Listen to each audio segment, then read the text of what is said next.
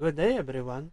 So today we're going to talk about lesson 4, the self according to psychology. So last time we finished about discussing the topic about the self according to sociology and anthropology. So this time we're going to move on to the next lesson or topic, which is about the self according to psychology. All right. So let's start discussing this topic, the self according to psychology. First, we're going to define psychology. So, what is psychology? So, a scientific study of mental processes and human behavior. It aims to describe, analyze, predict, control human behavior in general. So, what does it mean? Um, if we're going to look at the definition based on this sentence. So it aims to describe. So first we're going to describe the behavior, all right, when we speak of psychology. So now that we are able to describe or to explain a certain behavior, so we're going to the next method, which is to analyze. So analyzing. And after analyzing behavior, certain behaviors, then we can be able to predict a certain behavior if it is or if it falls from a specific mental illness or such other behavior that is said to be a certain cluster or a criteria. Okay, so and now control human behavior in general. So what does it mean? So first we start with describing the behavior. Then after describing the behavior, after you observe a certain behavior, then you describe it, okay, by way of observing. Then now you have to analyze it, and after you analyze it and um, creating or making a label for it, and then um, you will be able to predict. And after predicting, this is the last method, which is to control human behavior in general. That is for those who are um, doing an intervention or treatment for a certain mental uh, illnesses or mental problems. All right, there are those counselors, um, psychologists, psychiatrists, etc. Okay, so that is the definition of psychology. So, a scientific study of mental processes and human behavior. It aims to describe, analyze, predict, control human behavior in general. Okay, so now well, self is an essential construct in psychology because it fulfills the goals of the discipline in studying human and the reason for their action. So, the center or the subject of psychology is really the self. So, the study of self, the study of human person, their behavior. All right. Well, many psychologists try to define the origin of mental processes and behaviors, but they all settle down with numerous theories and assumptions. And that is why, as you may have noticed, there is a lot of psychologists or famous psychologists which created their own theories of personality, meaning they have their different view of self or personality. Okay, so numerous theories and assumptions. Now, the following description on the formation of self were presented for you to have a clear picture on the psychological perspective of self. Alright, so let's proceed. So the self as cognitive construction. So it is said to be the cognitive aspect of the self is known as self-concept. Okay, so we've already defined what is self-concept. So what self-concept is.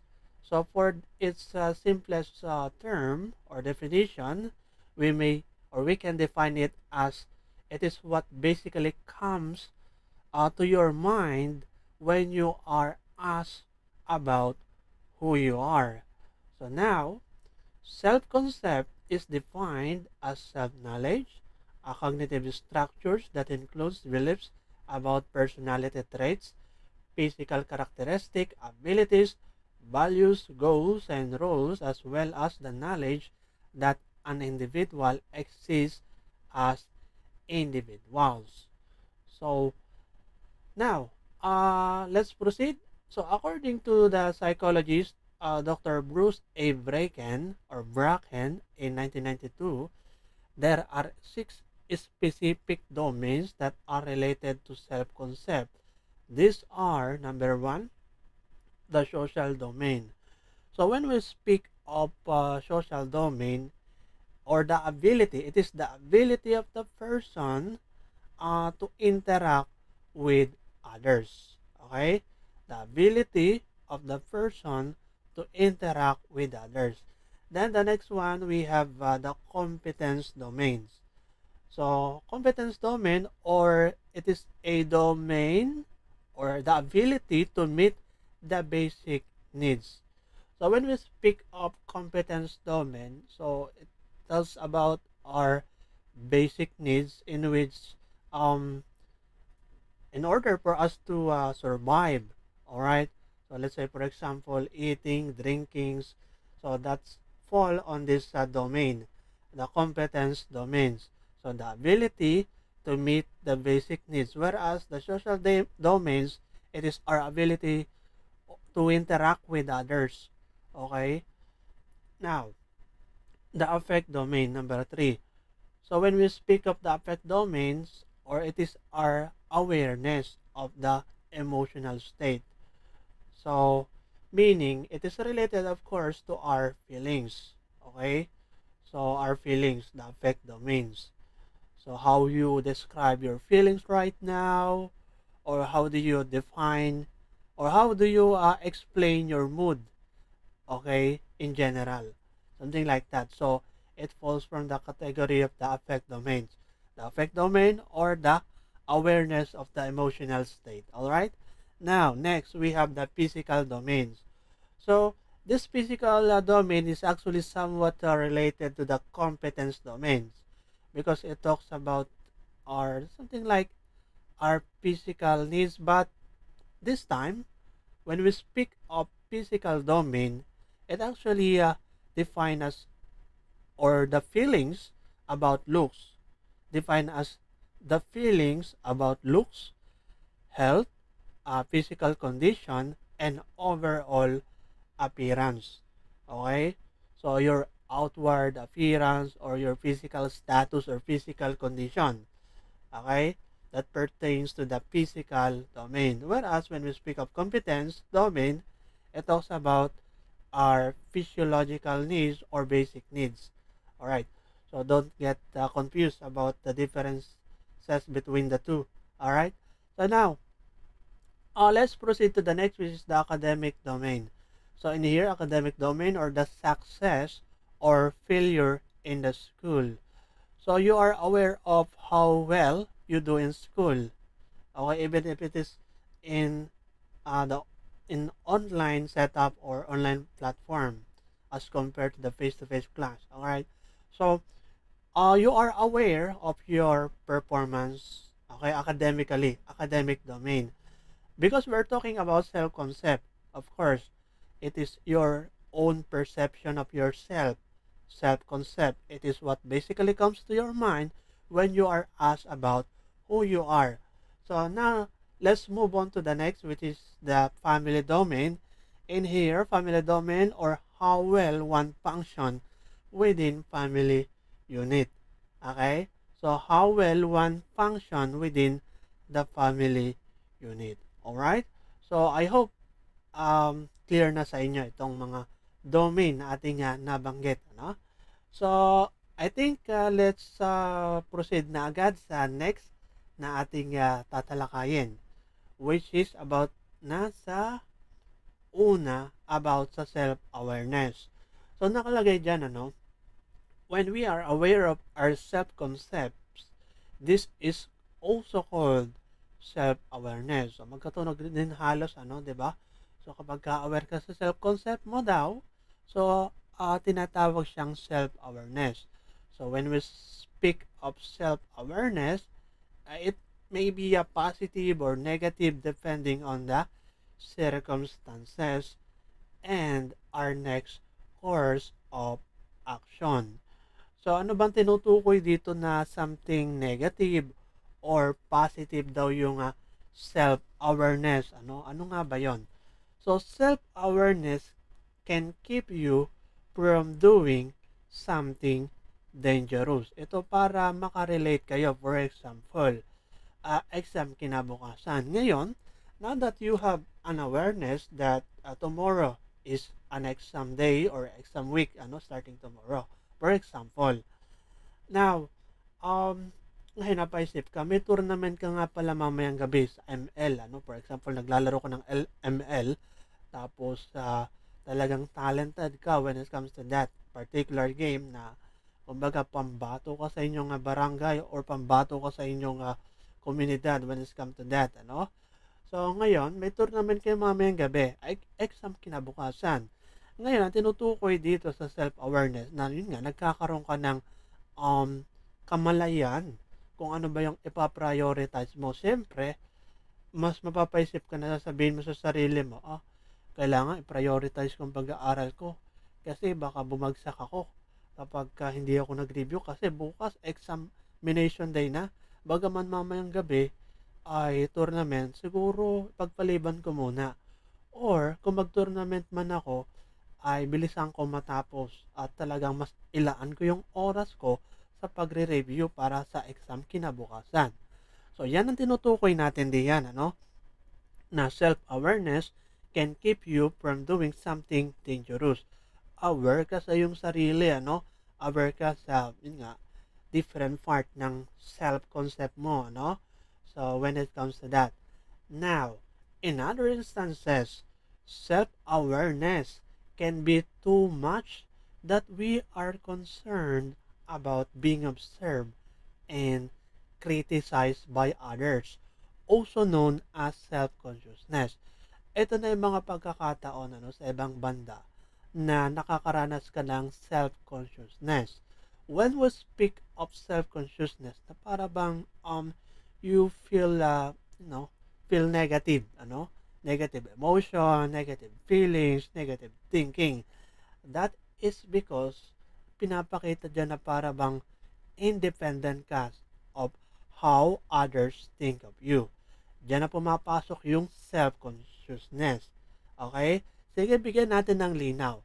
May mga pagkakataon sa ating buhay na hindi natin nagagawa yung mga bagay na dapat natin gawin sapagkat ang idea para bang nako-conscious tayo sa kung paano na lang yung tingin ng iba sa atin kapag ginawa natin, or yung feeling of judgment na tinatawag natin, kaya diyan papasok yung parang negative side ng self-awareness, which is what we call self-consciousness. Ganun talaga, 'di ba, kahit sa ibang mga bagay. For example, magpe-perform ka sa entablado. Okay?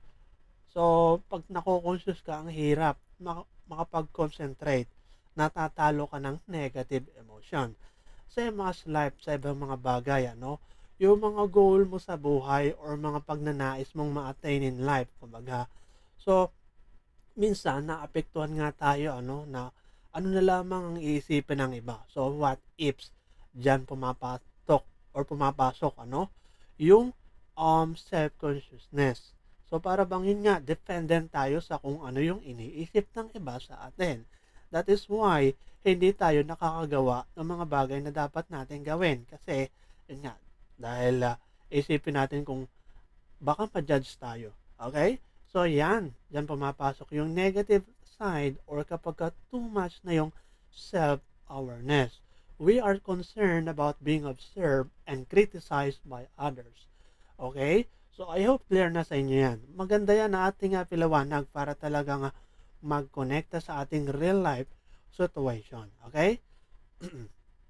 Now, next. Ito may nakalagay dito. At other times, especially with large crowds, we may experience the individuation or the loss of individual self-awareness and individual accountability in groups.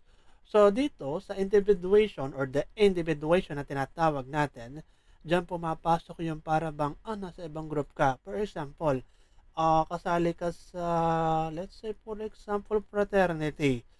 Now, dun sa fraternity na sinilihan mo, syempre, bugbugan or what. Pero sabi ko nga, may positive side din naman yung mga fraternity na yan. In a way na magtutulungan sila, halimbawa, kapag kami na-discrush or napaano ka mag-anak or what, or mismong yung tao na kasali doon sa fraternity, ngayon, yung fraternity members or ka-members niya, ay tutulungan, mga ganun. Now, speaking of the negative side, for example, yung mga rambulan, awayan sa fraternity.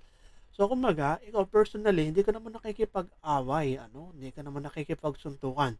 For example, lalaki, but since kasama ka or kasali ka sa fraternity, okay, ay may rambulan o may schedule pa, May schedule pa na rambulan, So, talagang suntukan, ng inyong fraternity. Okay? So, ngayon, ang nangyari, syempre, ay di napasaba ka rin, o di nakapag-awayan ka rin, okay? So, napagsuntukan ka, hindi ka naman nakapagsuntukan. Kumbaga, yung hindi mo normal na ginagawa ay yung biglang nagawa. Okay? So, dyan pumapasok yung tinatawag nating the individuation. Sige, bigyan pa natin ng konting example pa para mas lalo nating mas maging malinaw, okay? Yung pagpaliwanag natin sa the individuation. So, ganito. For example, squatter area. So, sa squatter area, yung mga tao doon, syempre, wala silang permanent na tirahan. Kumbaga, nakikitira lang sila doon sa, ito na yung establishment to ng gobyerno na kanilang tinitirahan pansamantala. Now, dumating yung time na nagkakaroon na ng ang idea ay tawag dito demolition, demolish, yung bahay, yung kanilang bahay, na tinitirahan. Ngayon, itong tao sa squatter area, ang kanilang ginawa, nagsabay-sabay sila na dumampot ng bato para batuhin yung authority na naggigiba ng kanilang tahanan. Kasi labag sa kanilang loob na gigibayin ng bahay namin, pero in the first place, hindi naman nila yung pag-aari, nakikitira lang sila. So, ang idea, halimbawa, squatter, yun nga, yung taong squatter, ay hindi mo nagagawa personally, individually, na mangbato or what. But since nakikita mo, yung iba nababato rin, at since subjective ako sa pangyayari na ito, na yung aking tahanan or what ay madedemolish, and therefore, so gagawa ko ng action na something na hindi ko ginagawa naturally. Okay? So, diyan pumapasok yung individuation. Marami pa yung mga example. Sige, last example para tayo mas lalong mabigyang linaw kung ano ba yung individuation. For example, may mga culture group or cultural group na tinatawag natin, in which, for example, hindi mo normal na ginagawa, pero dun sa kultura or dun sa religious group na kulto na yon, ang ginagawa ninyo ay, let's say for example, umiinom ng dugo ng kambing. Okay? So would you imagine na iinom ka ng dugo ng kambing mag-isa or gusto mo lamang? But since nasa kabilang ka dun sa kulto or kung anumang grupo na yon na ganun ang ginagawa, and therefore mapipilitan kang gawin. So, yan ang pumapasok sa the individuation. Biruin mo yun, iinom ka ng dugo ng kambing. So, talaga, kung titingnan mo, ano ba yan? Okay, napaka-weird or Hindi natural, ano, biruin mo yun. So, napakaraming bacteria, dugo, ano. Okay.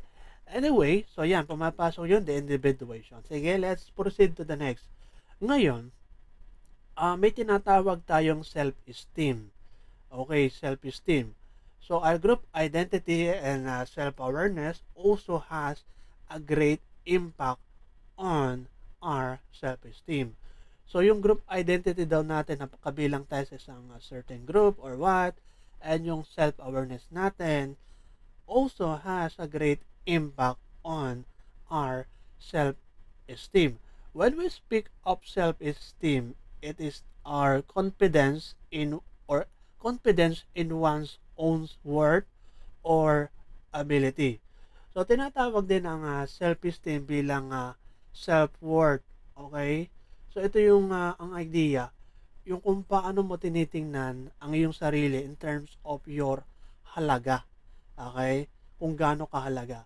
Ito, ibang definition ng self-esteem. It is defined as our positive or negative perception or evaluation of ourselves. So, yun na nga, ang self-esteem, tumutukoy ito sa kung paano mo tinitingnan ng iyong sarili in terms of your worth, in terms of your halaga, kung negative or positive, ano? So, kaya nakalagay dyan, it is defined as our positive or negative perception or evaluation of ourselves. Alright. Now, one of the ways in which our social relationships affect our self-esteem is through social comparison.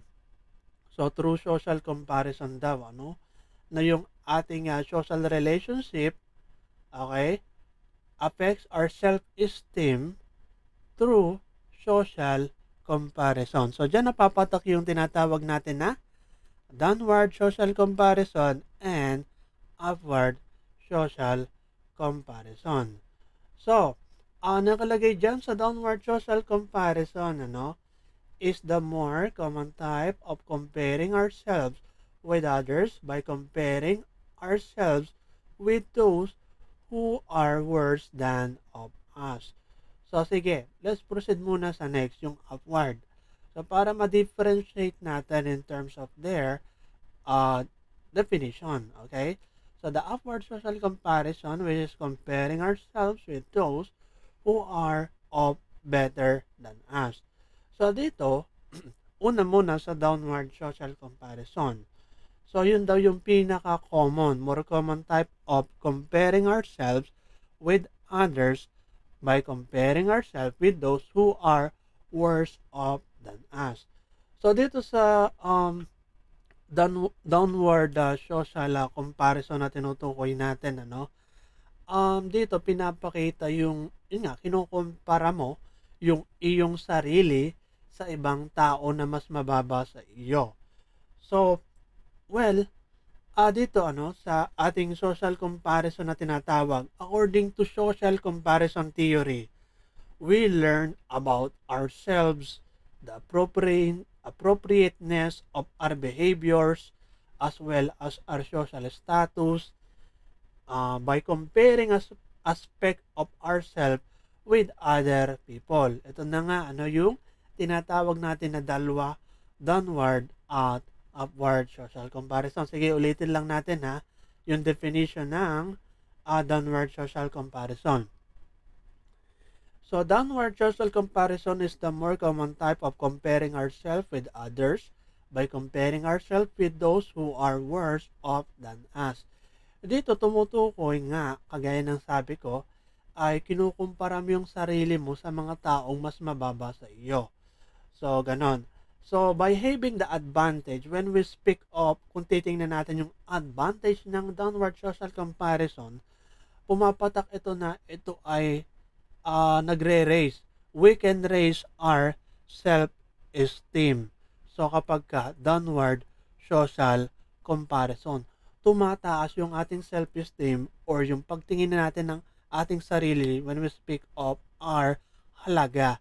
In a way na, di ba, kapag kinumpara mo yung sarili mo sa ibang tao, okay, na mas mababa sa iyo, mas nabubos yung parang ang idea, ang tingin mo sa sarili mo, mas nagiging confidence ka. Okay? For example na lamang, 'di ba? Let's say for example, um classmate mo. So ikaw, for example, ang exam over 100. Ngayon, nakakuha ka ng 90. Okay, 90 over 100, napakataas. Whereas ang mga classmate mo ay ang mga score ay 70 plus, 75, okay, mga ganun, 80. Pero ikaw yung 90 ang score, okay, sa examination. Ngayon dyan papasok yung downward social comparison kasi kinumpara mo ang iyong sarili sa mas mababang performance sa iyo. And therefore, mas nakakaboost yun ng self-esteem. Okay, which is good, ano? Now, dito naman sa upward social comparison, which is comparing ourselves with those who are better off than us. Okay, dito naman, pinapakita na, yun nga, kinukumpara mo naman ang iyong sarili sa ibang tao na mas magaling sa iyo. For example, classmate mo, for example, the same situation, over 190 ka. Pero hindi mo alam, meron palang classmate mo na naka 95. Okay, napakataas yung pala yung highest sa inyo. Alright? Now, while it can be a form of motivation for some, yung tinatawag nating upward social comparison, a lot of those who do this actually felt lower self-esteem as they highlight more of their weakness or iniquities. So, parang advantage or sabihin na natin pros ng upward social comparison is that pwede siyang it can be a form of motivation for some. Okay? Na nagbuboost siya ng motivation sa iyo na malalaman mo na mas mataas pala yung isa sa akin. And therefore, mamotivate ka na mas, kumbaga, mas daigin mo pa yung mas mataas sa iyo. Okay? Pero, sabi nga, kalimitan, mas nafe-feel natin na mas bumababa yung self-esteem natin. Okay? So, ganon. Kapag ka magfo-fall dito sa upward social comparison. Now, sa life lesson na ating gustong ipabati dito sa comparison, mas maigi na wag natin ikumpara ang ating sarili sa ibang tao. Kasi kapag kinukumpara natin ng ibang ang ating sarili sa ibang tao, more likely mas nadidisappoint tayo, mas nadidepress tayo. Okay, kasi kinukumpara mo yung iyong sarili na wala ka, na meron yung iba.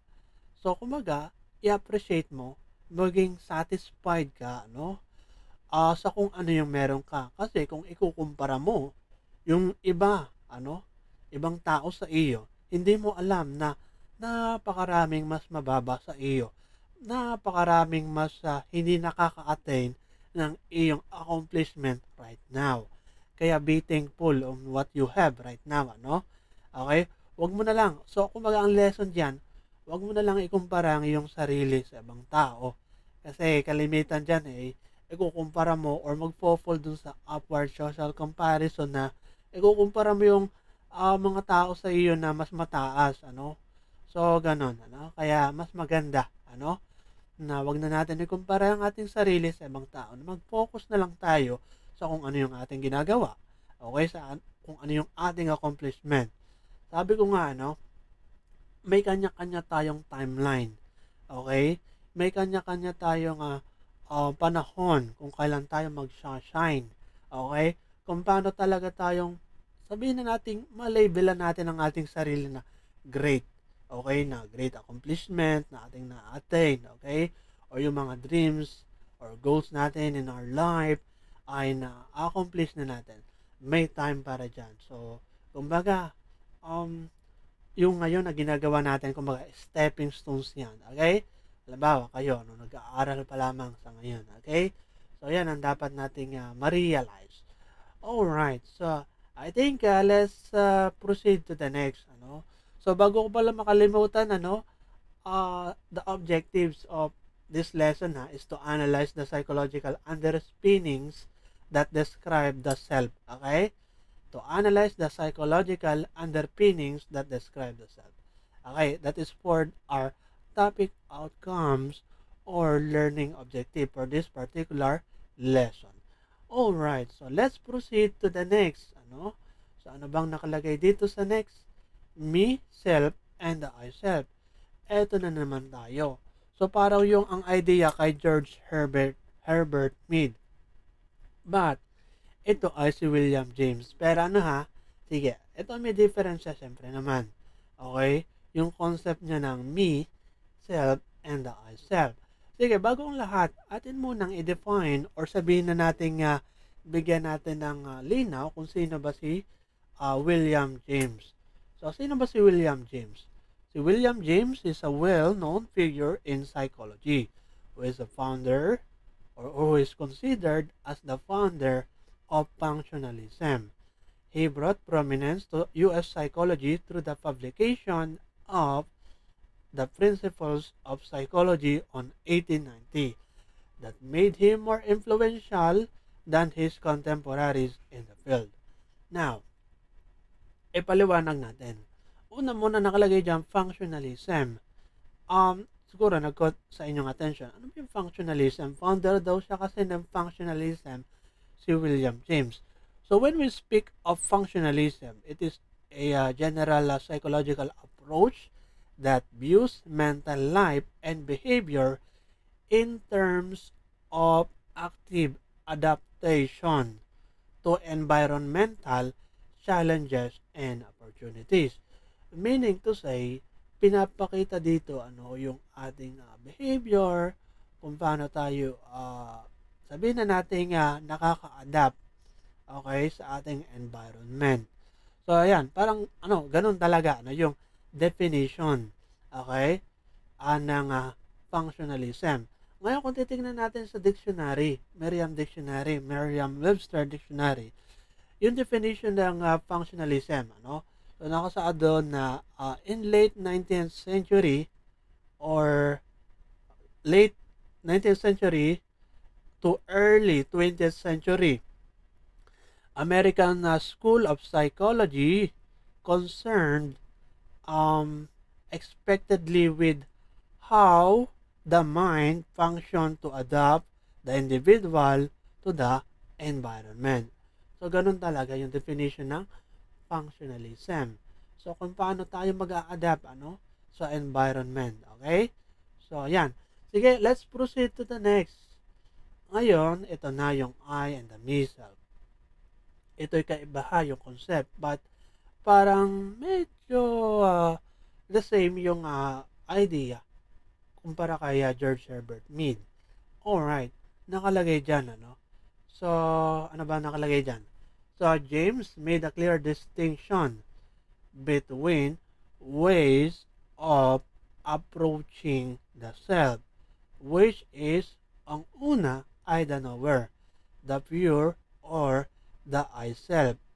Okay? Yung I self daw is the knower. And the known na tinatawag natin is the objective or the me self. The function of the knower, the function of the knower or the I self according to James must be the agent of experience. While the known, the me self have three different but interrelated aspects of empirical self known today as self-concept. So bago yan, sige, ating himbay na kaagad or ating explain ko na para hindi tayo paulit-ulit. So dito, may tinatawag siyang me at saka I self. Kapag sinabi natin sige, una muna natin, nakalagay dyan I self, the knower. So yung knower na tinatawag natin, yun nga, taga-alam. Okay, kaya nga knower. So yun daw yung I self na tinutukoy natin, the knower. So ito yung subject of experience, yung I self. Alright, so gana rin. Bigyan natin na mas maliwanag na pagpapaliwanag yung I self according to William James. Yung I self daw, it is the thinking, acting, and feeling self. thinking, acting, and feeling self, who had known, okay, the situation. So, yung taga-alam, okay, na mga different situation na kanyang na kumbaga na kakasalamuha or what, ano kung ating masasabi. Okay? So, ayun yung I self, the knower, the thinking, acting, and feeling self. Whereas, ito naman sa me self na tinatawag dito, ito na yung known. Okay. Nakalagay dito, nasaan ba yan? So, objective self naman siya, no? The known. So, when we speak of me self, it is our, yun nga, iba't iba nakalagay dyan, ano? Social self, material self, spiritual self, okay? Okay, yan. Ang tinatawag natin na me self. So, kumbaga, sa ibang kahulugan, ano, it is the physical characteristic as well as psychological capabilities that makes who you are when we speak of the me self. Ngayon, ating bigyan mas linaw ang me self. Ang me self, ito na yung nabuong self mo nang dahil sa I self. Kaya nga sinabi na known. Because of your I self, because of the knower, na nag-gain siya ng mga different experiences, knowledge, or kung ano pa man, ano? Therefore, nabuo na yung me self mo, nahubog na self. Ikaw na mismo, no? Kung yan, explain natin. Yan na yung me self. Kaya sinatawag dito, it is the object of experience. Okay. Ito na yung mismo yung pinapaliwanag, ano, sa kung ano yung different aspect mo. Kaya nakalagay dyan, ano, the me viewed as material, the me viewed as social, and the me viewed as spiritual in nature. So, kumbaga, ito na yung different aspect of yourself na pumapatak sa me self. Okay? So, I hope clear na sa atin, ha? Yung tinatawag na me and the I self according to William James.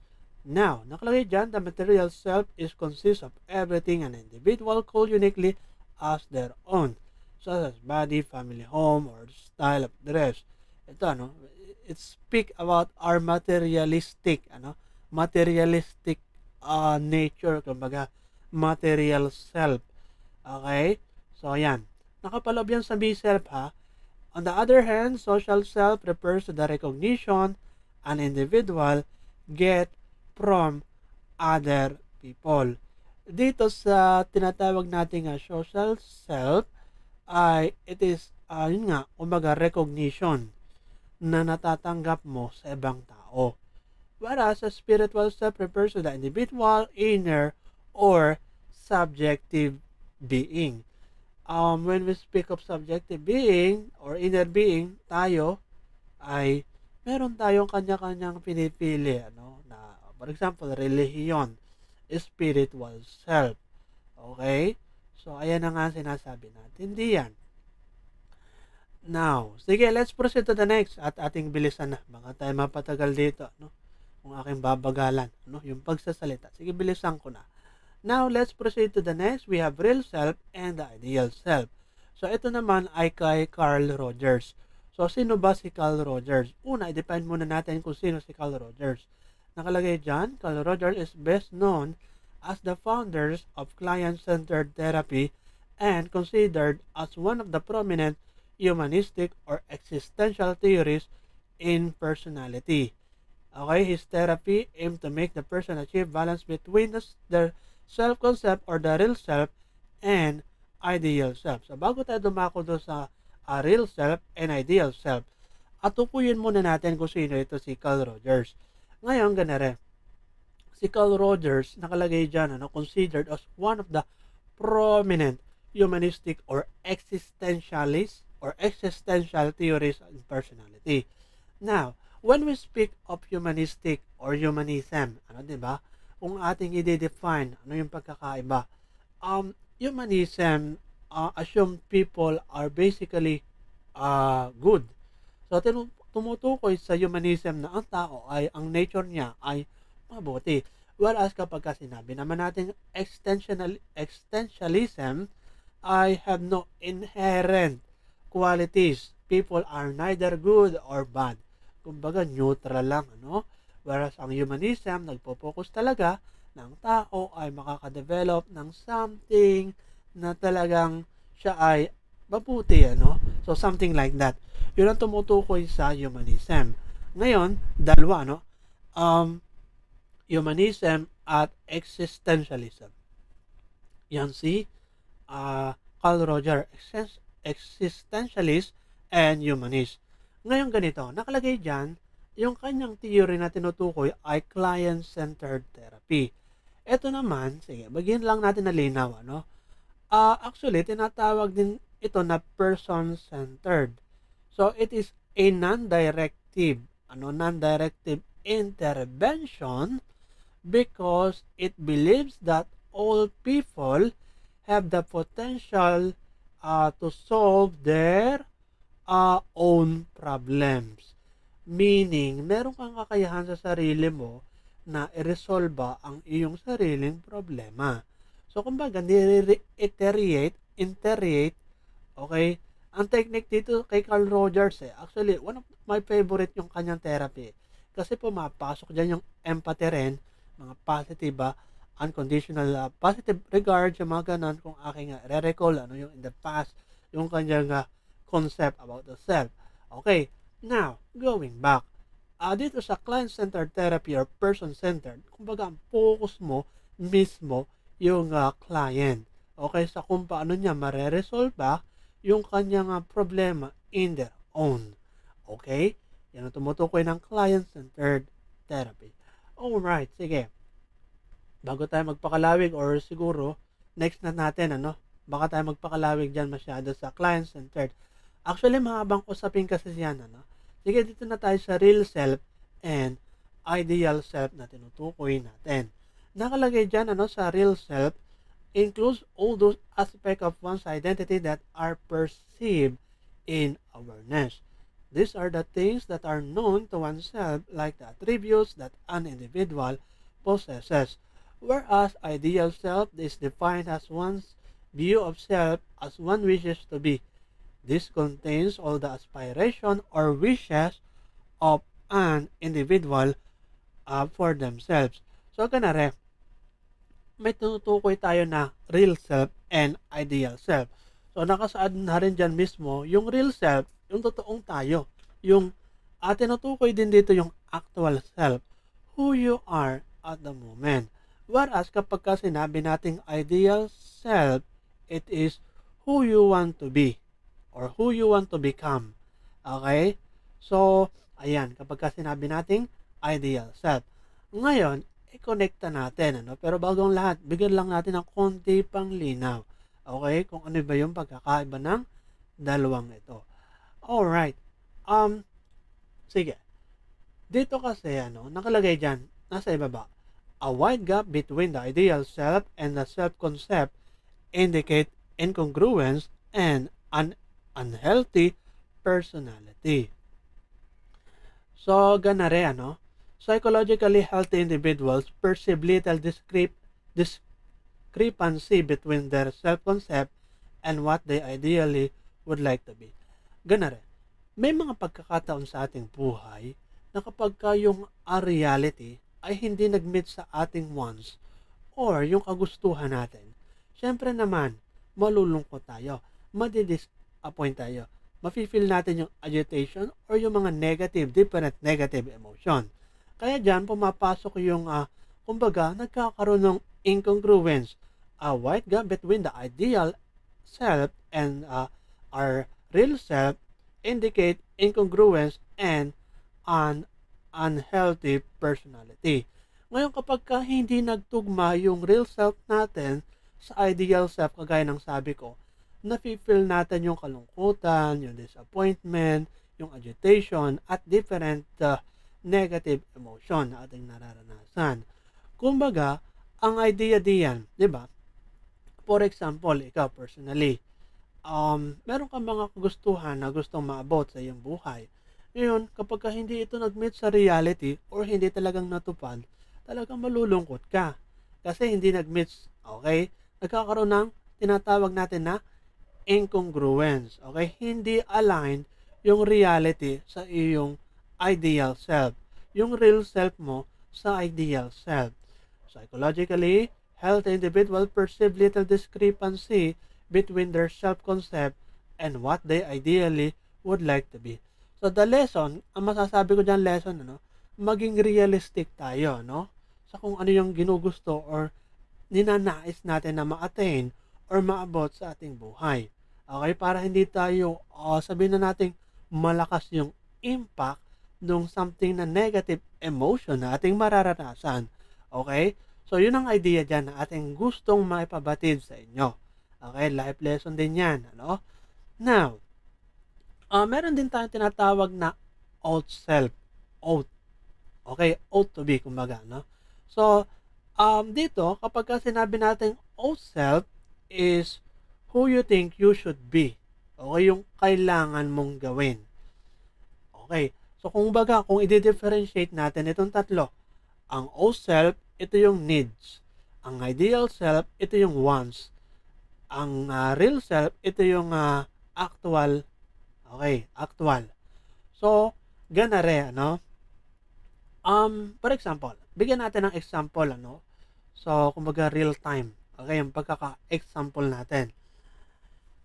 Let's say, for example, ang ideal self mo, no, in long term, ay, which is realistic naman, ano? Sa ibang bagay ito, na sinasabi ko, ay maging engineer, maging scientist, maging lawyer. Okay, talagang bigatin, ano?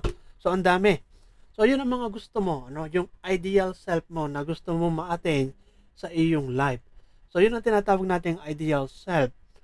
Now, yung old self mo naman na tinatawag na who you think you should be, okay, is mag-aral ng mabuti. Hindi mo ma-attain yung ideal self mo kapag ka yung old self mo hindi gumagana na kailangan mo mag-aral ng mabuti. Sige, may ba tayo ng example lang ha? Bagaman related dun sa ating sinabi kanina, ano? 'Di ba, for example, gusto mo makapasa sa exam, so ang ideal self mo na maging highest sa examination. Ngayon yung ideal self mo ganun ha, for example lamang. Ideal self mo maging highest sa examination kinabukasan. For example, kinabukasan, may examination kayo. Ngayon, ang old self mo ay talagang mag-aral ng more than usual or talagang more than it needed, ano? Yung more than na sinabi sa iyo na ganito ang pag-aaralan mo para lamang makataas ka, ano? Alam nyo, ganun ang technique ng ibang mga top student. Bibigyan ko kayo ng technique. Ang kanilang mga technique, okay, sige, ito lang, pahapyaw lang, bagaman hindi ko pa sa ngayon sasabihin yung iba pang mga bagay. Ang kanilang ginagawa, nag-aaral sila na mas higit pa sa kinakailangan. Okay, na sinabi sa kanila. For example, ito ang coverage ng exam. Ang gagawin nila dun sa mga talagang top student, mag-aaral sila na mas higit pa dun sa sinabi ng instructor nila. Okay? So, yan, mga technique ng mga yan. So, yan, kumbaga magkaroon kayo ng idea dun sa iba na hindi top student. Na ganun ang ginagawa nila. Anyway, so ngayon, yung old self, balik tayo ha, at talagang mag-aaral ka na mas higit pa para talagang ma-attain mo yung highest score. Yung ideal self mo na magkaroon ng highest o kumbaga high score ano sa exam. Okay? So, ayan, para mag-meet dun sa reality na real self mo na maging makatotohanan. Okay? Para hindi ka ma-disappoint. Okay? Kaya kasi minsan tayo nalulungkot kasi masyado tayo nag-expect. Okay? Na alam naman natin na hindi natin ma-attain. O kaya sa ibang mga bagay, sa ibang tao, nag-expect tayo sa ibang tao na hindi pala mangyayari. Kaya yon. So, yung ideal at saka real self ay hindi na-align or hindi nag-align. Okay? Sige, tayo napapatagal dyan. Now, kumbaga, dapat hindi exaggerated yung ating ideal self. Dapat realistic siya na maabot talaga natin yan. Okay? So, sige, let's proceed to the next. Multiple versus unified self. Ito naman ay si Gregg. Tama ba? Si Gregg Henriques. Sige, basahin muna natin. Actually, hindi ito gaanong common. Ito si Gregg Henriques. So, according to multiple self theory, there are different aspects of the self exist in an individual. From here, we can say that self is a whole, consists of parts, and these parts manifest themselves when we need to arise. Para bang pinapakita yung the whole is greater than the sum of its part. So, parang ganun, diba? So, ngayon, ganito. Nakalagay dyan, Gregg Henriques proposed the tripartite model of human consciousness. When we say tripartite, tatlo. Wherein he described the self is consists of three related but also separable domains. These are the experimental self, private self, and public self. So, parang common na ito eh. Pero ganito ha, nakalagay dyan experimental. Actually, mali. Experiential siya, dapat. So, mali yung sumulat ng libro or ng module. Yun na napapansin ko minsan pagka mga nagsusulat ng module or nagagawa ng module.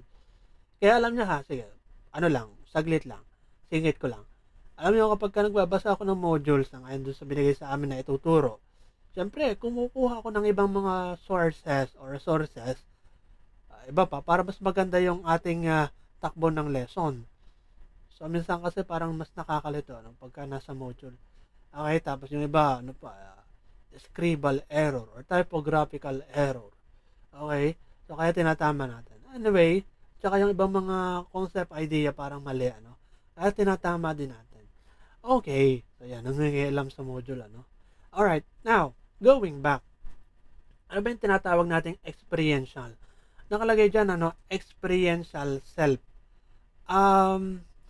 Tawag dito, experiential self or the theater of consciousness is a domain of self that defined as felt experience of being. So, sige, atin muna ipaliwanag kaagad. Ipaliwanag ko na nga kaagad, at huwag na natin ulit-ulitin pa. So, dito sa experiential self, this includes the felt consistency of being across period of time. So, it is tightly associated with the memory. So, this part of self, this appears the moment that an individual enter deep sleep and come back when they wake up. Meaning to say, dito sa experiential self, tinatawag din itong conscious self. Okay? Kasi kung ano yung nararanasan mo ngayon, kung ano ka ngayon, nakikinig or what, yun yung tinatawag natin na experiential self. Tumutukoy din ito dun sa mga senses na ginagamit natin. Yan nakalagay dyan. Theater of consciousness is a domain of self that defined as felt experience of being. Kung ano yung nafe-feel mo ngayon, okay? Nararanasan mo ngayon. Yan yung tinatawag natin na experiential self.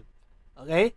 Now we have a private self or the narrator or interpreter is a portion of self that verbally narrate what is happening and tries to make sense of what is going on. So dito, tumutukoy sa private self natin yung idea, okay, na meron daw narrator. Okay? Or the narrator, interpreter is a portion of self that verbally narrates what is happening and tries to make sense of what is going on. The moment, for example, that you read a book or ngayon, na nakikinig kayo, okay? So, yung part na private self na ito, there is somewhat like a voice speaking in your head, trying to understand this concept is all about. So, for example, nakikinig kayo nga, So, ngayon, nakikinig kayo sa aking lesson, kung sabihin na natin, merong inner voice, okay, sa inyong utak, na nagsasabi or what, para ma-understand nyo yung concept na sinasabi ko. Okay? Yung parang nagdi-discuss ka sa iyong sariling isipan. So, ganun yon. So, ako personally, ganito ang aking ginagawa. No? Alam mo, nagbabasa ako. So, kapag ka nagbabasa ako, sinasabi ko siya out loud, and explain ko yun sa sarili ko, para bang kinakausap ko yung sarili ko. Ano?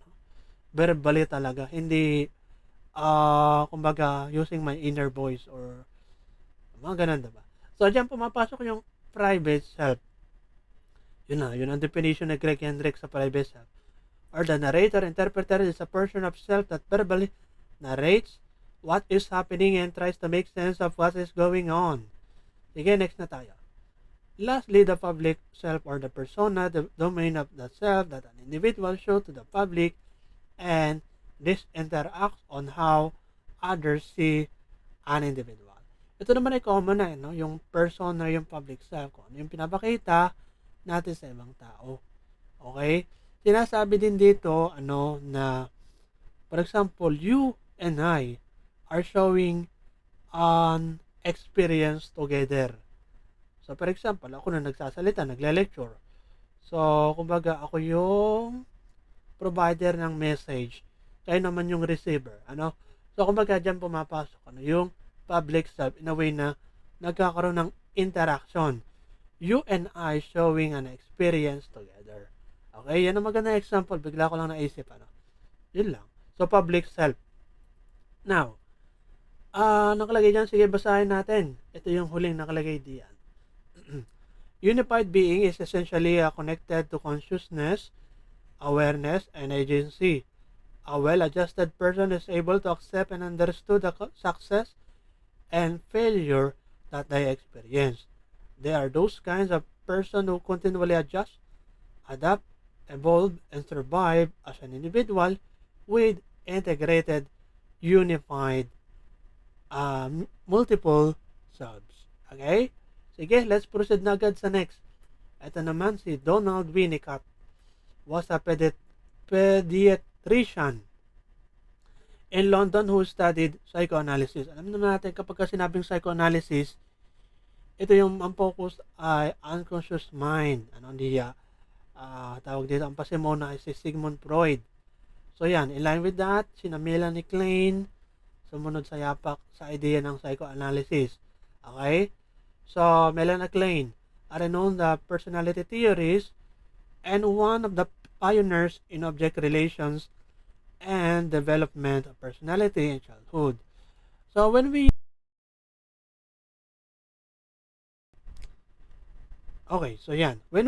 speak of ang tawag dito, object relation theory, na tinatawag natin dito, nakalagay dyan, object relations and development of personality in childhood. So, object relation theory.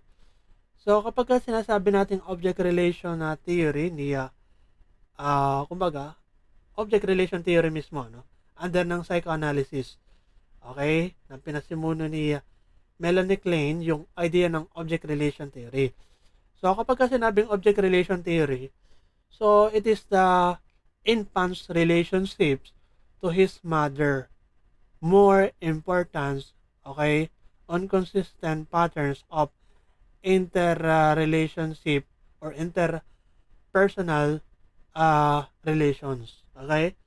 Meaning, nung bata ka pa lang, yung relationship mo sa mother mo, as a baby, ikaw, ay yun ang focus, na parang magre-replicate yan, okay, yung relationship mo sa iyong mother nung bata ka pa lang, kapag tumanda ka na, magre-replicate. Something like that. Yun yung idea ng tinatawag nating object relationship or object relation theory na tinatawag natin. Okay? So, ayun, yun yung nahagip yung ibig sabihin natin. Sige, next. Ngayon, may tinatawag tayong false self at saka yung true self. Una, from the word itself, false self is an alternative personality used to protect an individual's true identity or one's ability to hide the real self. The false self is activated to maintain social relationship as anticipation of the demands of others. Ito, compliance with the external rules or the following of societal norms is a good example of this. Yung tinatawag natin na false self. False selves can be a healthy self if it is perceived as functional for the person and for the society, and being compliant without the feeling of betrayal of true self. On the other hand, unhealthy false self can happen when an individual feels forced compliance in any situation. Dito sa false self na tinutukoy, siyempre from the word is self, false self. Meaning, hindi totoong ikaw. Kumbaga, dahil bumabase ka sa sitwasyon, kaya ganun ng iyong personality, ang iyong behavior. Ito ay parang, yung idea nito ay nabanggit na natin noon, sa ating previous lesson about sa persona, dun sa under kaya Marshall Mose. Okay? So, ayan. False self. So, parang ganun din ang idea niya, yung false self, yung ating persona. So, nakabase yan sa kung ano yung sitwasyon. Pero, nagiging unhealthy siya kapag itong false self na ito, nakalagay dyan, on the other hand, unhealthy false self happen when an individual feels forced compliance in any situation. Meaning, lumalabas na parang labag sa loob na mo na gumawa ng ganong bagay. Yung talagang labag sa loob mo. Na hindi mo naman talaga gagawin or ginagawa. Pero may mga pagkakataon na talagang hindi mo gustong gawin pero nagagawa mo kasi kailangan. Pero ang tinutukoy dito sa false self, yung talagang labag sa loob mo pero ginagawa mo dahil kailangan or something like that. Feels forced compliance in any situation. So, ayun. Anyway, ano bang example dyan? Sige, mag-isip nga tayo ng example right now. So, let's say for example, yung pagiging confident. Okay? Ngayon, ganito. Ngayon, nanood ka or, for example, nasa entablado yung idol mo. Okay, for example lang, ngayon ko lang ito naisip na example. Ay kasama mo sa grupo habang nanonood, okay? For example, hindi pandemic. So talagang malayang kumbaga nakakapanood, okay? Na sa maraming tao, kasama maraming tao. Ngayon, nanood ka ng banda na paborito mo, okay? Yung idol mo nasa entablado, nasa stage. Yung friends mo, syempre, kagrupo mo, katabi mo or what. Ay ngayon, malapit ka dun sa stage at bilang katuwaan, kasiyahan, ay bigla kang dinampot. Dinampot talaga, no? Or pinili ka ng iyong idol, mismo nilapitan ka para, kumbaga, partner na mag-perform or, kumbaga, katuwaan lang bilang tagahanga niya, no? So, kumbaga, mag-sample. Napakanta ka tuloy. Ay, hindi ka maalam kumanta. Okay? Yun ang masaklap, diba? So, ganon. Kumbaga, yan, naisip ko lang. Full self. Diba? Parang ganon. Papatak sa ganon. Na parang, napuwersa ka, okay, first compliance, okay, for that situation. Okay? So, kaya talagang parang, hiyang-hiya ka, pero, sa tunay talagang, wala kang lakas na loob na kumanta or what, mag-perform sa maraming tao, sa harap ng maraming tao. Ay dahil, napuwersa ka dahil lang iyong idol, na talagang ikaw pang napili, hinila ka pa, Ay di napakanta ka, perform ka, Nandi sa oras, ay hindi maganda ang boses mo. Talagang ginandahan mo, pinilit mo, all in all talaga. Okay, nag-perform ka ng saglit. Okay, kumbaga sample lang, di ba? So ayun, kumbaga yun ay papatak sa false self natin. Next, we have true self as a sense of integrity and connected wholeness that is rooted in early infancy. The baby creates experiences of a sense of reality and sense of a life worth living. Winnicott claimed that the true self can be achieved by good parenting that is not necessarily a perfect parenting. So, dito, tumutukoy yung true self, yun nga, yung totoong tayo. Kung sino tayo, So, true self, it is the sense of self based on spontaneous authentic experience and feeling of being alive or real self, kumbaga. Ito example, nung bata ka daw, kasi tinutukoy dito yung nung infancy, nade-develop yung true self mo.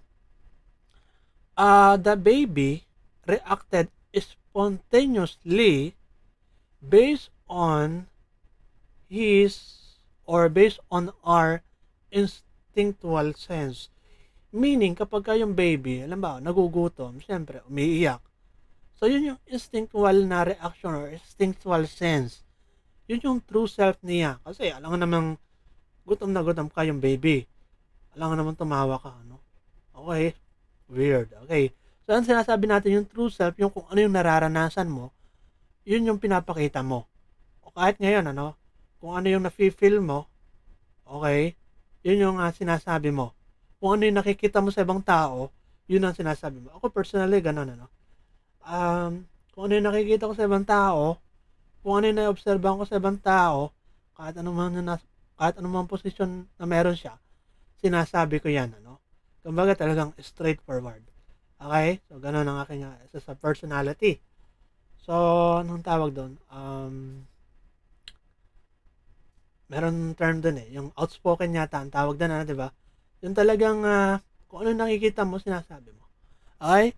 So, pero ang issue dyan, kapag halimbawa, napasabi ka na direct di ma-offend yung kausap mo na something na against sa kanya. Di ba? Mga ganun. So, marami na ako naranasan na magayan So, kaya nag-a-adjust rin sa sinasabi. Anyway, so, ayun, So, true self. So, has a sense of integrity and connected wholeness that is rooted. So, nung bata ka palang maliit, dyan na nang-develop yung true self mo kasi nga, di ba, nung nagutom ka, nakakaranas ka ng kagutuman, nung bata ka, ay umiiyak ka, pagpapakita na totoo ka na sa iyong nararamdaman kung ano yung feelings na iyong nararamdaman. Okay? So, yun ang tinatawag natin na true self. Whereas yung false self, nagbabalat kayo ka. Okay? So, ayun.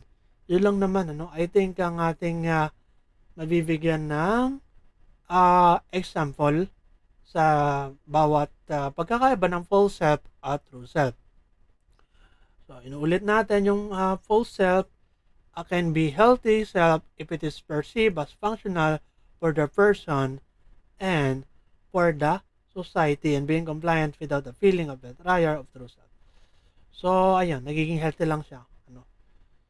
So, anyway, ayan, I think diyan ko na lang muna tatapusin ang ating lesson at ayaw ko masyadong pabain kasi meron pa tong next Okay, talagang actually yung ating lesson ay nasa 3 hours. Dire-diretso.